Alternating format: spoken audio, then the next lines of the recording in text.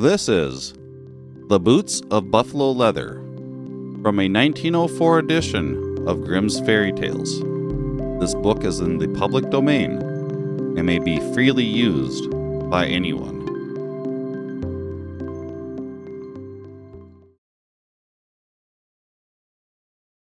Welcome, everyone, to a Fuzzy World Reading Collective.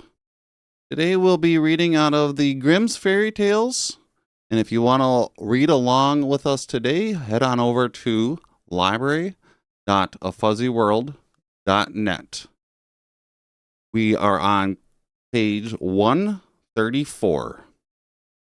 Once again, we'll be reading out of the Grimm's Fairy Tales, and the story we'll be reading is The Boots of Buffalo Leather. Once upon a time, there was a soldier who feared nothing and cared for nothing. He had left the army, and as he knew no trade, he could earn little, so he lived by begging. He always wore an old cloak and a pair of huge riding boots made out of buffalo leather. One day, while on his travels, this brave soldier came to a great forest, in which he soon lost his way. After walking a long time, he at last caught sight of a man in a green hunting suit. The soldier stepped up to the hunter, shook hands with him, and they both sat down together on the grass. "I see you have on fine boots, which are well blacked," said the soldier. "But if you had to walk about as much as I do, they would not be fine long. Now just look at mine. I have worn them as long a time, and yet they still serve me well in great many ways." At last the soldier stood up and said, "Well, my brother, with the bright boots, what is the way of this forest?" "That I would like to know myself," said the huntsman, "for I have lost my way too." "Indeed," said the soldier, "so we are both in the same fix. But let us go on. We may find our way out yet." Then the hunter arose, and they both walked on farther and farther into the wood. As night came on, the soldier saw light through the trees and said, "As a light means fire, and a fire means something to eat, so let us move on." They soon reached a stone house, and when they rapped, an old woman came to the door. "We have lost our way," said the soldier, "and would like shelter and food. My stomach is as empty as a drum." "You cannot stay here," answered the old woman. This house belongs to a band of robbers, and if they find you, they will be sure to kill you." "I think not," answered the soldier.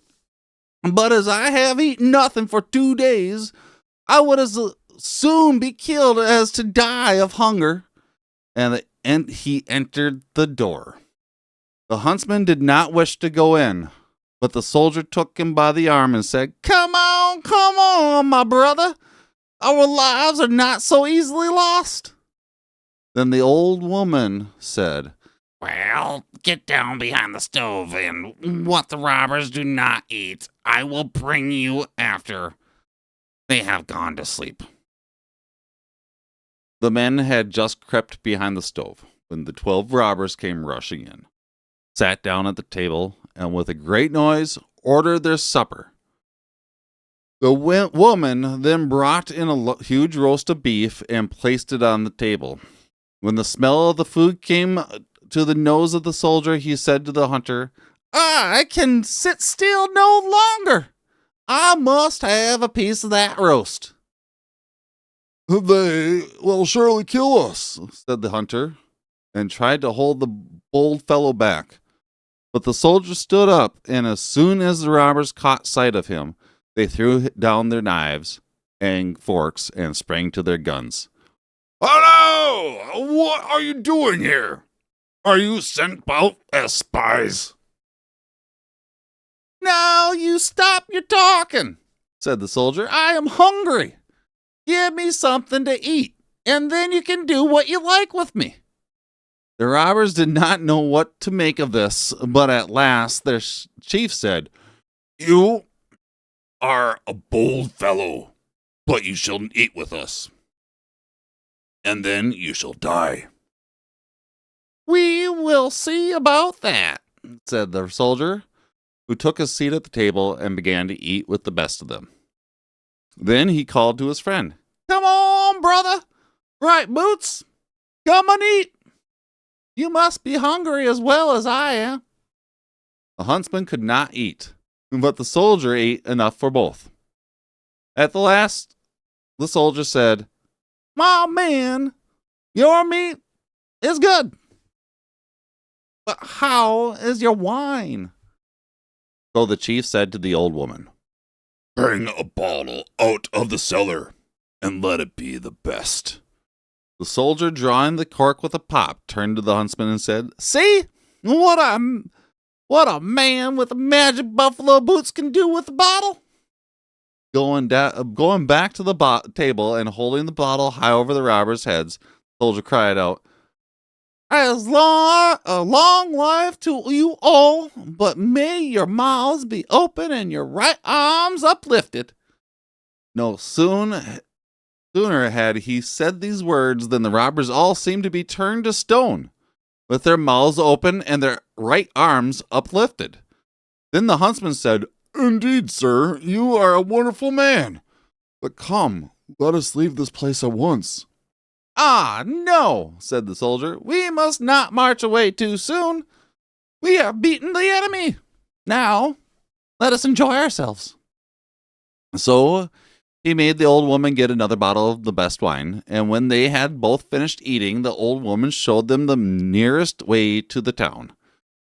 As they came into the village, the soldier met one of his old officers.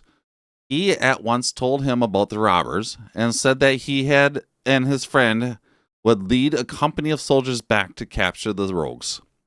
As soon as they came to the house, the soldiers placed his men at all of the windows and doors so that none of the robbers could get away.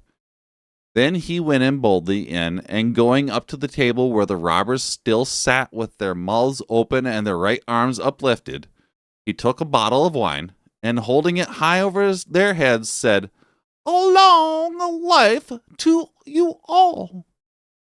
The robbers came to life again, and as quick as a wink, but were thrown down and bound hand and foot with cords. Then the soldier had them tossed into a cart like sacks of grain, and off they went to the village. Now the huntsman, unseen by the soldier, had taken one of the guards aside and given him an order. As they drew near the village, the soldier saw a great crowd of men coming out of the gate. He could hear shouts of joy and saw flags waving, and he knew that some great man must be coming to the town. "What does all this mean?" said he to the huntsman. "Do you not know?" answered the hunter, "that the king has been a long time away from his kingdom and is now coming home?" "Where is this king?" said the soldier. "I do not see him." "Here he is," answered the huntsman. "I am the king, and they come to meet me." Then he opened his coat, and that his royal clothes could be seen. The poor soldier fell onto his knees and cried to the king to forgive him. But the king gave him his hand and said, "You are a brave soldier and have indeed saved my life. If at any time you wish to eat a piece of good roast, step into the royal kitchen. But if you wish to drink a health when you have on your boots of buffalo leather, you must first ask me." And that was the boots of buffalo leather. Thank you all once again for being part of the Fuzzy World Reading Collective. I hope you all enjoyed yourselves. If you want to read past books with us, just head on over to library.afuzzyworld.net. I hope you all have a great evening, or a wonderful morning, or a splendid afternoon, whatever it is. But just remember that you are doing a good job. I will see you in the future. Peace.